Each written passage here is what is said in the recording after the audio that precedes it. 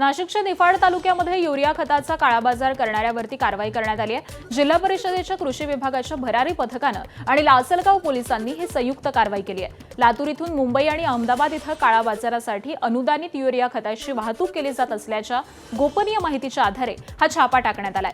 या कारवाईमध्ये साधारण 19 लाख रुपये किमतीच्या 761 युरिया खताच्या गुण्या, त्याचबरोबर साधारण 65 लाख रुपये किमतीचा ट्रक आणि आयशर टेम्पो असा एकूण अंदाजे 84 लाख रुपयांचा मुद्देमाल जप्त केलाय। या प्रकरणी 4 संशयितांना लासलगाव पोलिसांनी ताब्यात घेतलं। विंचूर परिसरात एका शेडमध्ये जे अनुदानित युरिया आहे ते इंडस्ट्रियल युरियाच्या बॅगमध्ये बदल करून त्याचा काळाबाजार करण्याचा काही व्यक्ती प्रयत्न करत होत्या। लातूर जिल्ह्यातून आलेल्या गाडीतून तो माल इथं ट्रान्सफर करण्यात येत होता।